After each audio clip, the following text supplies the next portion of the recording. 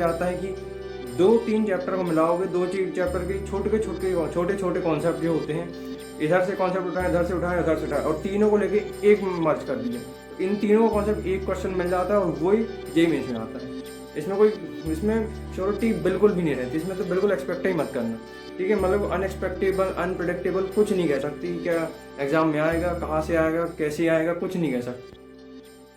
तो ये जैसे प्यार बहुत बहुत वेलकम करता हूँ आपका अच्छी नई वीडियो में, ठीक है यार। आज का वीडियो का जो टॉपिक है बहुत ज़्यादा इंपॉर्टेंट है, ठीक है, क्योंकि अभी तक मैंने जितने वीडियोस बनाए उसमें ज़्यादा से ज़्यादा वीडियो मैंने आपको सब पढ़ाया है, ठीक है, पढ़ाया लिखाया था, बहुत सारी चीज़ें आपको समझाई थी। ये वीडियो मैं पढ़ाऊंगा नहीं, ये वीडियो में आपको मैं डिफरेंस बताऊंगा सीबीएसई बोर्ड एग्जाम और जेईई मेंस एग्जाम जो 2021 में भी जो होने वाले हैं, उसमें हमको बेसिक इसका डिफरेंस समझना बहुत ज़रूरी है। अब ये जो बातें हैं ये आपको ऑनलाइन क्लासेस में नहीं बताई जाएंगी और इसमें कोई डीपली इतना जाता नहीं है, ठीक है। और इसलिए मैं आपके लिए वीडियो बना रहा हूँ, इसमें आपको एग्जैक्ट पता हो कि जेईई मेंस में क्या होता है और बोर्ड एग्जाम में क्या होता है, तो इनके बीच के फ़र्क को देख पाना बहुत ज़रूरी है, ठीक है। और यहाँ पे मैंने कुछ की पॉइंट्स लिखा हूँ जिसके बेस पे हम थोड़ी इसको वीडियो को शॉर्ट करूँगा, जिसमें मैक्सिमम कोशिश रहेगी जल्दी से जल्दी सारी चीज़ें कवर हो जाए, ठीक है। इसी के साथ आज वीडियो स्टार्ट करते हैं। तो पहली चीज़ की मैं बात करता हूँ, सबसे पहली चीज़ आती है श्योरिटी, कि जब भी देखो बोर्ड एग्जाम की मैं बात करूँ तो श्योरिटी है, जेईई मेंस की बात करूँ श्योरिटी नहीं है। अब इसके में थोड़ा आराम से समझते हैं, ठंडे दिमाग से समझते हैं। क्या होता है जब भी हमारा बोर्ड एग्जाम आ रहा होता है, जब भी सीबीएसई बोर्ड के एग्जाम होते हैं, उसके पहले मान लो अगर 1 महीने पहले, 2 महीने पहले या कुछ दिन पहले मैं आपको कुछ बता दूंगा, ये सिलेबस है, ये इतने इंपॉर्टेंट क्वेश्चन है, ये इतने इंपॉर्टेंट टॉपिक्स हैं, तो इसको आप पढ़ लो तो आपके नंबर आ जाएंगे। तो इसमें श्योरिटी रहती है कि मतलब इधर से ये आ जाएगा, ठीक है। मतलब मैं आपको इंपॉर्टेंट क्वेश्चन दे दूंगा, मान लो डेरिवेशन भी दे दिया, रिएक्शन भी दे दिया, सब दे दिया, और आप ये पढ़ के आओगे तो एग्जाम में पॉसिबिलिटी ज़्यादा है कि आप अच्छा स्कोर कर दोगे, क्योंकि इसमें श्योरिटी है, बोर्ड एग्जाम में श्योरिटी रहती है, ठीक है। ये कोई बताएगा नहीं आपको, ये मैंने अपने बेस्ड ऑन माई एक्सपीरियंस, जहाँ जितनी भी सारी बातें होंगी सब मेरे एक्सपीरियंस से रिलेटेड होंगी, ठीक है। तो इसको ध्यान से समझना कि जो भी मतलब बोर्ड एग्जाम में कि जो भी बोर्ड एग्जाम है अभी जो आ रहा है 2 महीने बाद, 3 महीने बाद, जब भी इसमें समझने वाली सबसे पहली चीज़ ये है कि जो क्वेश्चंस हैं, सिलेबस हैं, इधर ही से पूछे जाएंगे, ठीक है। मतलब श्योरिटी रहती है, मतलब 5 टॉपिक में 5 में से आपको मैं 2 ही बोलूँ तो 2 ही में से क्वेश्चन आएगा, तो इसमें क्या श्योरिटी बहुत बढ़ जाती है बोर्ड एग्जाम में, ठीक है ना। बोर्ड एग्जाम को बता, जब जेईई मेंस की बात करते हैं, ठीक है। अब देखो सबसे पहली चीज़, जेईई मेंस का मतलब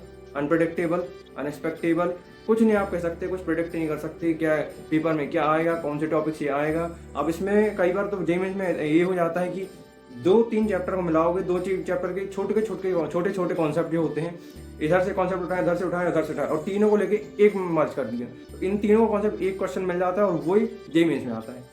इसमें श्योरिटी बिल्कुल भी नहीं रहती। इसमें तो बिल्कुल एक्सपेक्ट ही मत करना, ठीक है। मतलब अनएक्सपेक्टेबल, अनप्रेडिक्टेबल कुछ नहीं कह सकती क्या एग्जाम में आएगा, कहाँ से आएगा, कैसे आएगा, कुछ नहीं कह सकती, ठीक है। तो ये जेईई मेंस में बेसिकली क्या होता है, तो यहाँ पे हमको समझ में क्या आ गया कि जेईई मेंस में कोई श्योरिटी नहीं रहती है।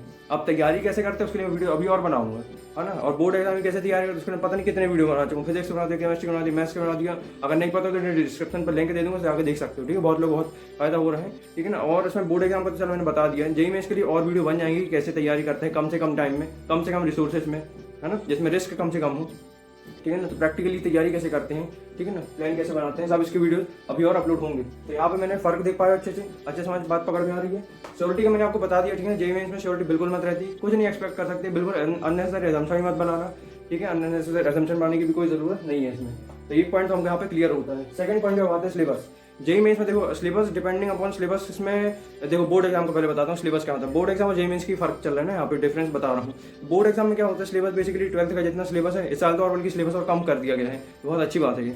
तो इसमें क्या है, सिलेबस इस साल थोड़ा और कम कर दिया बोर्ड में, और इसी में से ही क्वेश्चन पूछेंगे। और बेसिक बताऊँ तो पेपर ईजी आता है, बोर्ड एग्जाम का पेपर सबसे ईजी पेपर आता है बोर्ड एग्जाम का, ठीक है ना। और जेईई मेंस का कुछ भी नहीं रहता, इतना फ्लक्चुएट हो जाता है कभी भी एकदम से, बहुत मतलब एक सब्जेक्ट मान ली फिजिक्स टफ आ गया तो केमिस्ट्री आसान हो गया, मैथ्स आसान हो गया, या क्या पता केमिस्ट्री टफ हो गई तो फिजिक्स आसान, मैथ्स आसान, मतलब तीनों में से कोई एक टफ पेपर सेट हो जाता है, मतलब तीनों में से कोई एक टफ बनता है।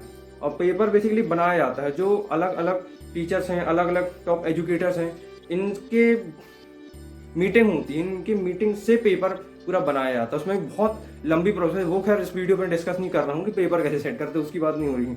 मैं आपको बेसिकली सिलेबस बता रहा हूँ। और अभी मैं जेईई मेंस की सिलेबस की बात करूँ, 12th का तो बता दिया कि ये इतना सिलेबस है, और कम कर दिया तो इसलिए सिलेबस से बोर्ड एग्जाम में पूछा जाएगा, श्योरिटी भी है इसमें। तो अब जेईई मेंस में क्या है, ऐसी श्योरिटी भी नहीं रहती है। अब सिलेबस इसमें क्या क्या होगा, 11th का सिलेबस कवर है, फिजिक्स केमिस्ट्री मैथ्स। दूसरा अब मैं 12th की बात करूँ तो फिजिक्स केमिस्ट्री मैथ्स, ये भी सारा सिलेबस कवर इसमें आ जाता है, ठीक है। तो दोनों का सिलेबस मिलाओ तब जाके जेईई मेंस का पेपर बनता है, ठीक है ना। और उसमें भी अब बताऊंगा कि कैसे कैसे किस टाइप के स्टूडेंट होते हैं, किस टाइप के एस्पिरेंट होते हैं, क्या पेपर देते हैं, कहाँ से आते हैं, क्या करते हैं, सब बता रहा हूँ। तो सिलेबस का तो चलो मैंने आपको क्लियर बता दिया। सिलेबस इसमें 11 का 12 का पूरा मिक्स करके पूछा जाएगा। 12th में बेसिकली अब आप मैं से थोड़ा सा हिंट दे देता हूँ, फिजिक्स केमिस्ट्री मैथ्स में केमिस्ट्री हर बार एनसीईआरटी से पूछी जाती है। मैंने अपने टाइम में एनसीईआरटी करके गया था तो स्कोर अच्छा आ गया था, ठीक है। तो एक टिप तो मैं यहीं पे दे दिया आपको, और भी आगे टिप दूंगा, अभी तो समझ लो। तो सिलेबस मैंने बोर्ड का भी बता दिया, जेईएमएस का भी बता दिया, ठीक। श्योरिटी हो गई, सिलेबस हो गया। अब बात करते हैं टाइप्स ऑफ स्टूडेंट। अलग अलग टाइप्स के स्टूडेंट होते हैं यार, इसमें 3 तरह के स्टूडेंट होते हैं। ध्यान समझना, इसका बेस क्या है समझना बहुत जरूरी है। एक होते हैं क्लास 11 से, ये मतलब 11th 12th, इनमें क्या होता है, ये शुरू से स्कूल चेंज कर लेते हैं। ये मतलब यहाँ पे इसको कह सकते हो डमी स्कूल। डमी स्कूल का ही मतलब क्या रहता है, उनका टाइप रहता है बड़ी बड़ी कोचिंग से। अब किसी कोचिंग स्टूडेंट का यहाँ पे नाम नहीं ले रहा हूँ, लेकिन उनका टाइप रहता है किसी स्कूल से कि मतलब जैसे ही मान लो मैं एक स्टूडेंट हूँ और एक कोचिंग में मेरे को डायरेक्ट एडमिशन करवाना है, तो मैं जाऊँगा सीधा कोचिंग में।